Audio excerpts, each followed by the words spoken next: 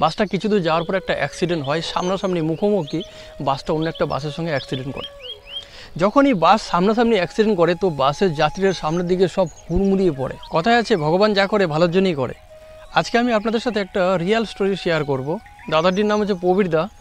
তো প্রবীর দা একবার ছুটি কাটিয়ে বাড়ি থেকে অফিস ফিরছিলেন। অফিস যখন আসছিলেন উনি একটা এসি বাসের টিকিট কেটে ফিরছিলেন।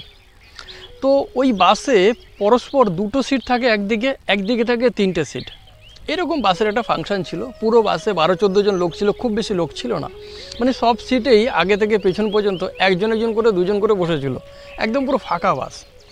প্রবীরদা যখন তার স্টপেজ থেকে উঠে কিছু দূর এলো, তারপরে স্বামী স্ত্রী দুজন উঠলো। তারা দুজনে এসে প্রবীরদার পাশে ওই যে পাশাপাশি দুটো সিট ছিল সেখানেই বসেছে, অর্থাৎ ওই একটাই সিট লাগোয়া, তার মধ্যে ওরা তিনজনই বসে পড়েছে। পুরো বাসটাতেই কিন্তু একদম ফাঁকা অ্যাভেলেবেল জায়গা ছিল, বাট তারা কোথাও বসেনি, তারা প্রবীরদার পাশেই দুটো সিটেই বসেছে।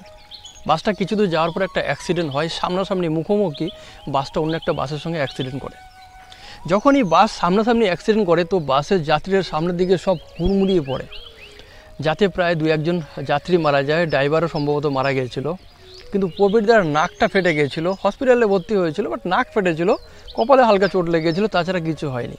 ওই যে পাশাপাশি স্বামী স্ত্রী দুজন বসেছিল তারাও হালকা ইনজিওর হয়, তেমন বেশি কিছু ক্ষতি তাদেরও হয়নি।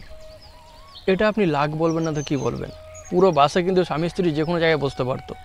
আর প্রবীরদা যদি ওই সিটে একলা থাকতো তাহলে ওই সিটটা কত দূর গিয়ে ছিটকে পড়তো আর প্রবীরদা প্রাণে বাঁচত কিনা সেটা বলাও মুশকিল ছিল।